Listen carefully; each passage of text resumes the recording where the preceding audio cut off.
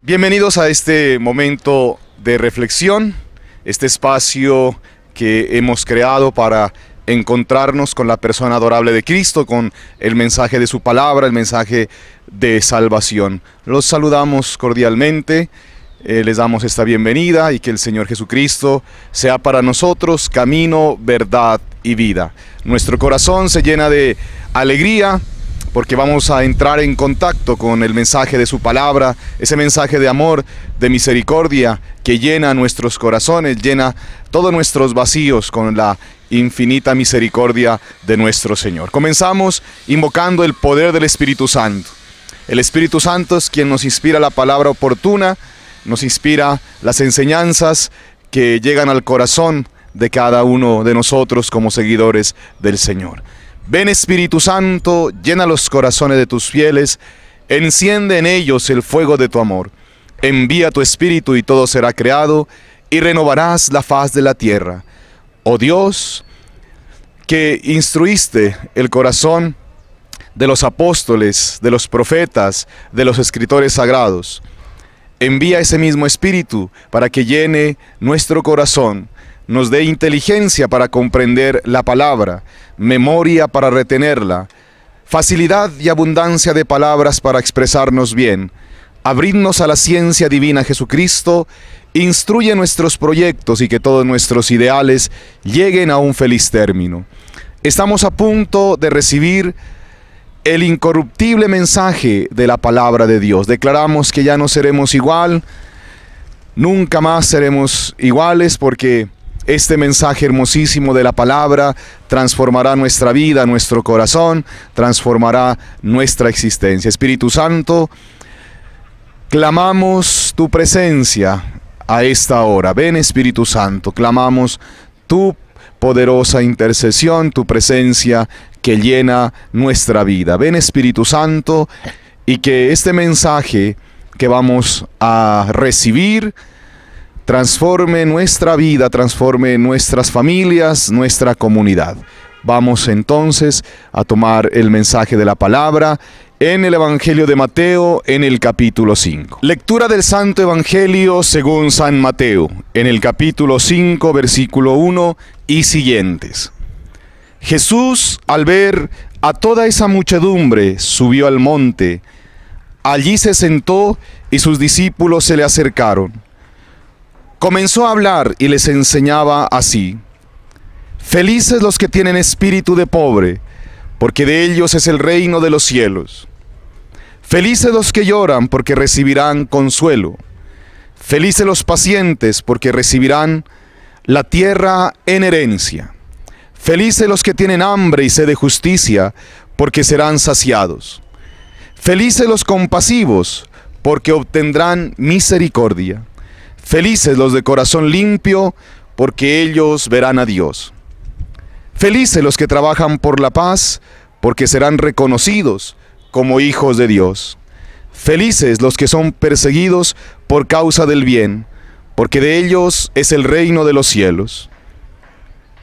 Felices ustedes cuando por causa mía los maldigan, los persigan y les levanten toda clase de calumnia. Alégrense y muéstrense contentos, porque será grande la recompensa que recibirán en el cielo.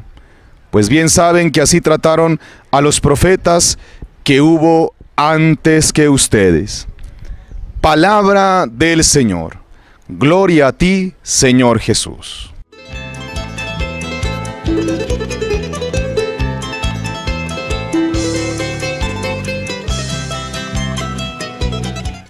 Hemos escuchado las bienaventuranzas de nuestro Señor Jesucristo. Vamos a compartir en esta oportunidad la felicidad de Jesús. Es muy difícil tener un perfil de la persona que era considerada feliz en tiempos de Jesús. Quiero hacerles una breve síntesis de una persona que era considerada feliz en la sociedad que conoció Jesús. Primero, debía ser un varón. Segundo, adulto. Tercero, debía tener como esposa a una mujer fecunda. Cuarto, debía tener hijos varones. Seguidamente, debía tener tierras, posesiones, bienes materiales y un estatus socioeconómico dentro de la sociedad. Ese era el perfil de una persona feliz en la sociedad de Jesús. Y los que entonces no tenían estas características, estos requisitos, eran considerados como infelices. Eran considerados no bendecidos por Dios. Este ideal no es el de Jesús. Jesús va en contracorriente con este pensamiento del mundo, con este pensamiento de la sociedad en el cual Él se desenvolvió. Completamente en contraposición está el pensamiento de Jesucristo. Por eso, el Señor llama felices a los pobres, a los que lloran, a los perseguidos, a los que son calumniados. Esos son felices para nuestro Señor Jesucristo. Vamos a mirar entonces en qué consiste la felicidad de Jesús.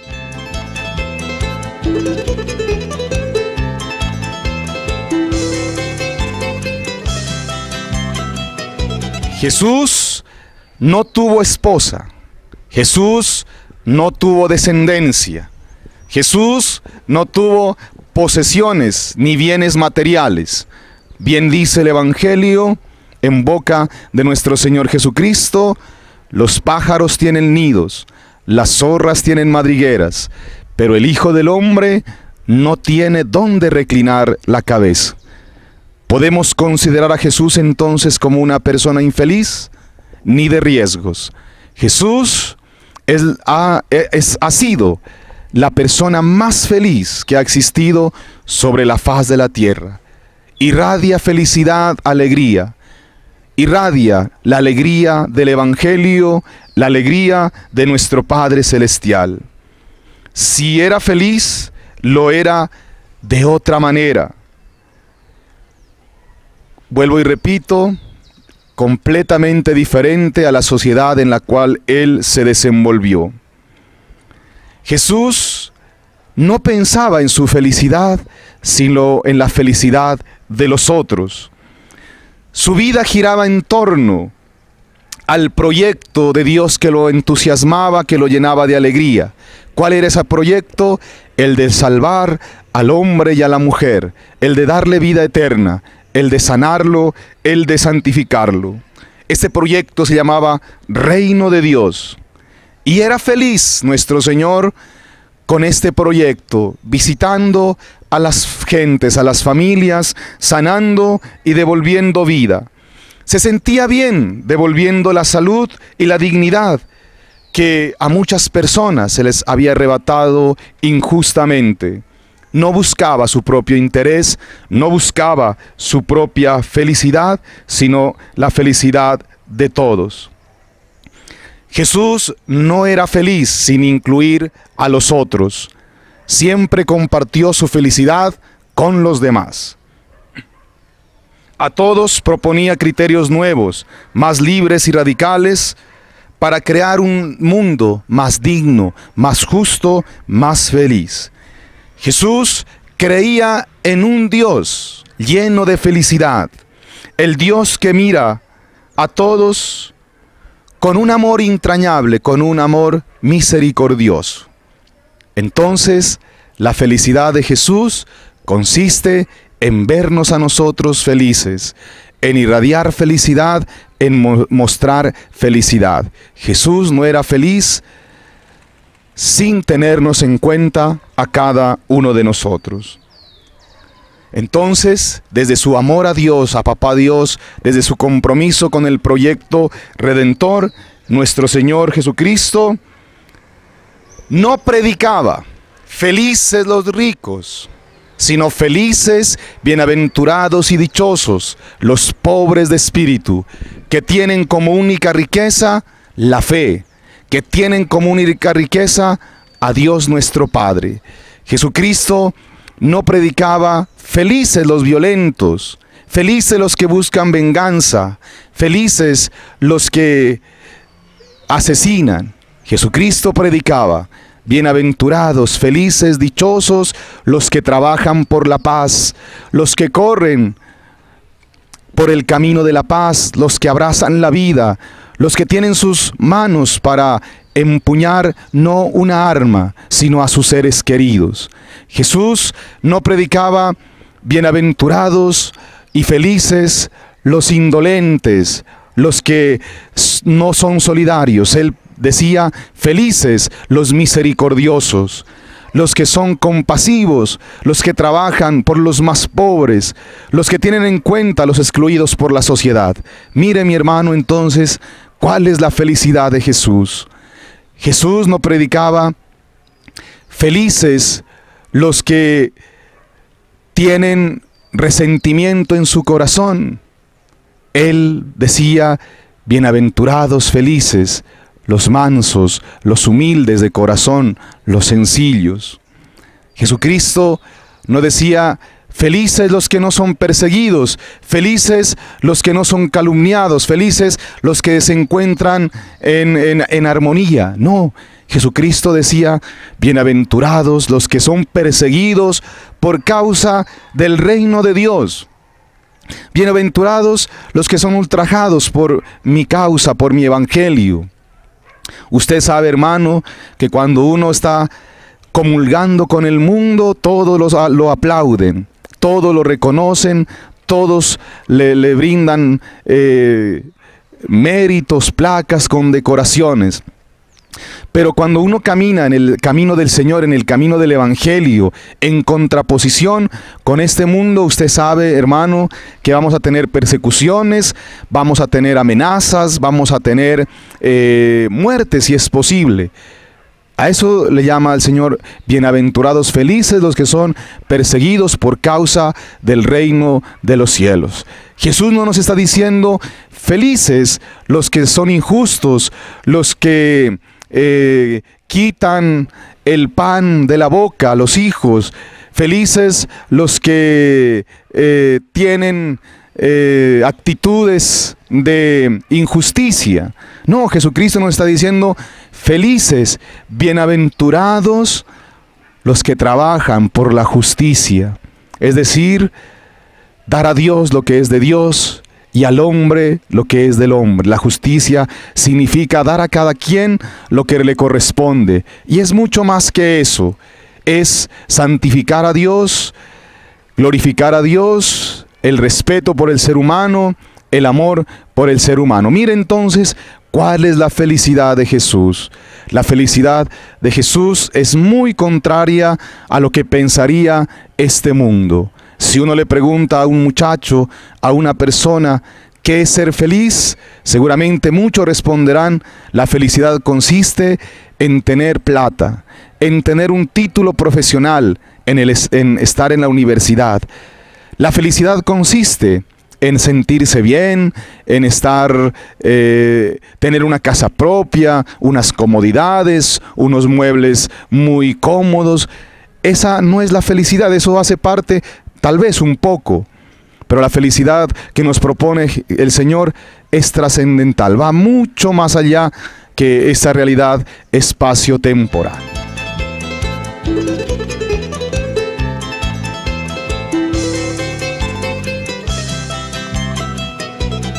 Quienes nos acercamos entonces a las bienaventuranzas de nuestro Señor Jesucristo, siempre vamos a percibir, a recibir de ellas un mensaje inagotable, un mensaje de felicidad en este momento en el cual nos encontramos y estamos viviendo. Hoy entonces resuenan las palabras de Jesucristo en nuestro corazón. Qué bonito este mensaje de amor, de ternura de nuestro Señor.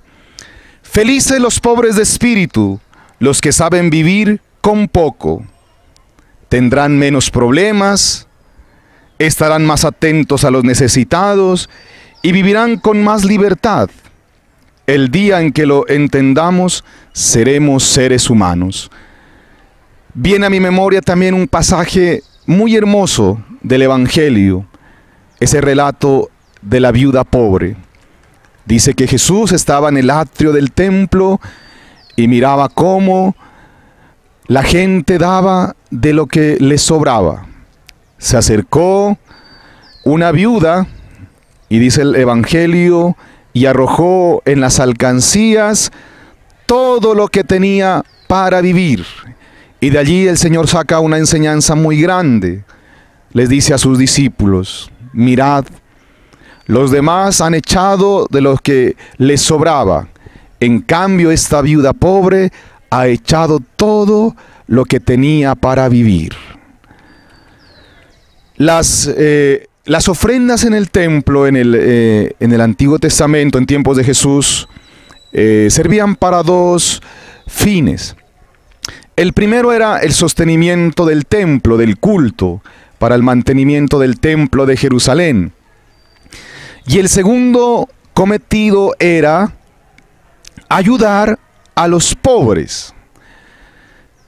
De allí entonces, esta mujer, como es pobre, sabe en carne propia qué es pasar necesidad, qué es pasar hambre, qué es pasar pobreza. Por eso ella se solidariza con sus otros hermanos pobres, porque ella sabe que esa ofrenda será destinada para ayudar a los pobres.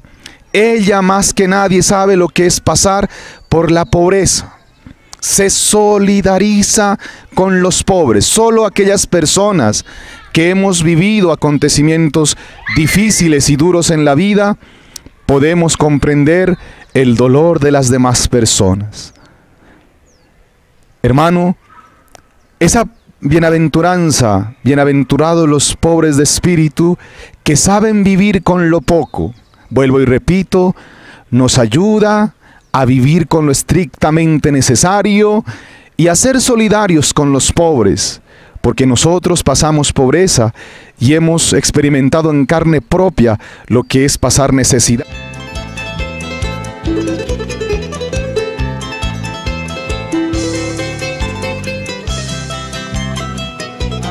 Carencias, lo que es pasar por limitaciones físicas. Te invito entonces, hermano, a vivir esta bienaventuranza de la pobreza de espíritu.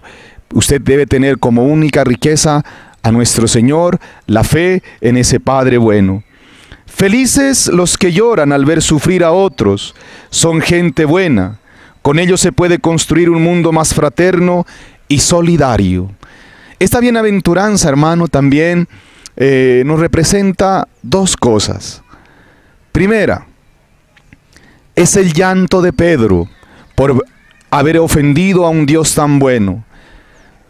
Debe causarnos tristeza y llanto y dolor ofender a ese papá que es bueno con nosotros, que nos muestra su ternura.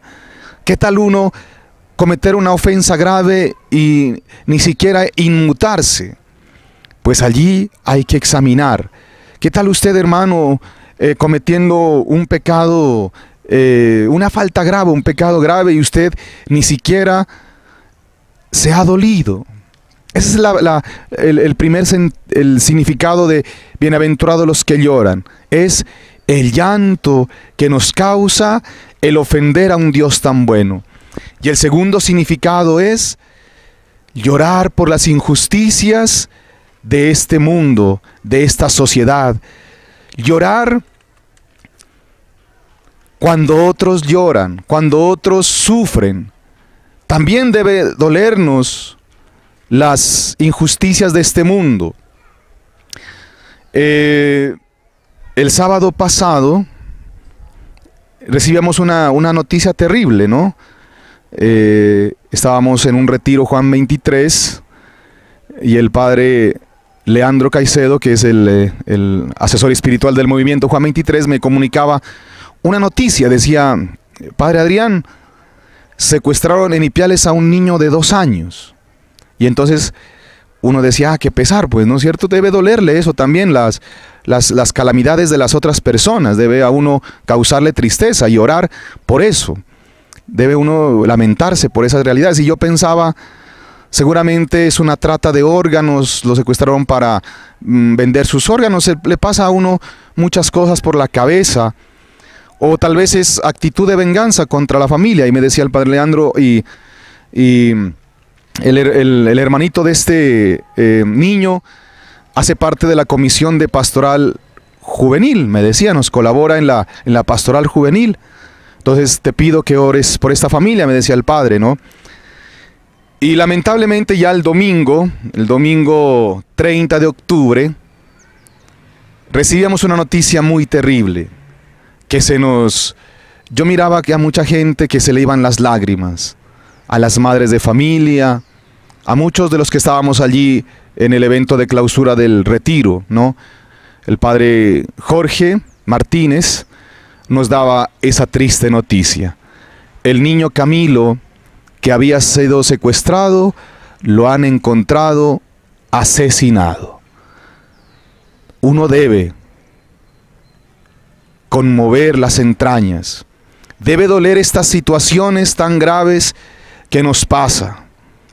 Uno no debe quedarse así como si nada pasara, y actuar, obviamente, orar y trabajar por la vida, crear, realizar espacios de amor por la vida. Todo esfuerzo que se haga para la consecución de la paz, bienvenido sea. Toda iniciativa por la paz, bienvenida sea. Toda iniciativa de amor por la vida, bienvenida sea. Esta noticia nos desgarraba el alma. Yo miraba a tantos hermanos allí que lloraban. Eso es bienaventurados los que lloran, porque recibirán el consuelo de Dios. Es decir, es algo que nos toca, algo que nos duele. No, pues no nos... ¿qué tal uno pues recibir una noticia de esas y reírse? No. Nos solidarizamos con la familia. Todos los hermanos ofrecimos la Eucaristía por la fortaleza de esa madre. Imagínense, usted colóquese en el lugar de esa madre. Qué dolor tan grande, qué angustia, qué tristeza tan enorme para esta familia.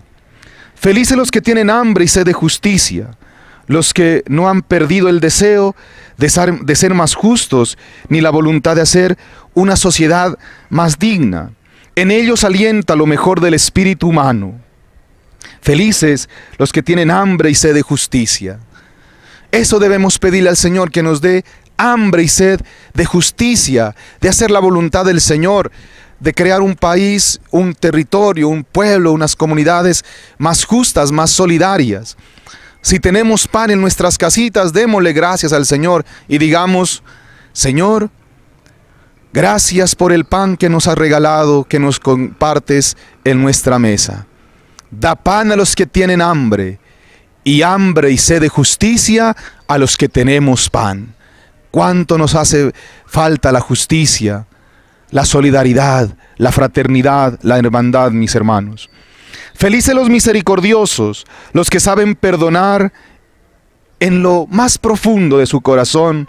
Solo Dios conoce su lucha interior y su grandeza. Ellos son los que mejor nos pueden acercar a la reconciliación. Felices los misericordiosos, que a pesar de que nos han causado tanto daño, tanto dolor, hay espacio para el perdón y la reconciliación. Tenemos mucho que aprender. En este proceso de paz que estamos adelantando en Colombia, hemos visto testimonios de perdón. Una madre decía: mataron a mi hijo, pero yo perdono a la guerrilla de las FARC por ese crimen de lesa humanidad. ¿Cuánto podemos aprender de esta gente? Ellos nos motivan, nos impulsan a la reconciliación, al perdón, a la hermandad. Señor Jesucristo, tú también, desde la cruz, en la agonía, ya tal vez sin ánimo, sin palabras, dijiste: Padre, perdónalos porque no saben lo que hacen. Tú nos enseñas, Jesús Maestro, Jesús Divino, a ser misericordiosos, a dar perdón, a ofrecer perdón, a aceptar el perdón. Felices los que mantienen su corazón limpio, porque ellos verán a Dios. ¿Limpios de qué? De odios, de engaños, de intereses ambiguos. Se puede confiar en ellos para construir el futuro, los limpios de corazón como los niños. Dice la palabra: en verdad os digo, que si no volvéis a ser como niños, no entraréis en el reino de los cielos. El niño es inocencia. En el niño no hay engaño, no hay actitudes de venganza. En el niño no hay actitudes de peleas, de resentimientos. El niño es inocencia. Así debe ser nuestro corazón, mi hermano. Así debe ser nuestra vida para que podamos ver a Dios. Mi hermano, que esta enseñanza, la felicidad de Jesús, penetre en lo más profundo de nuestro corazón. Que el Señor nos bendiga y nos acompañe. Seguimos en oración, seguimos en los caminos del Señor. Una feliz semana y que todos sus proyectos lleguen a un feliz término. Amén.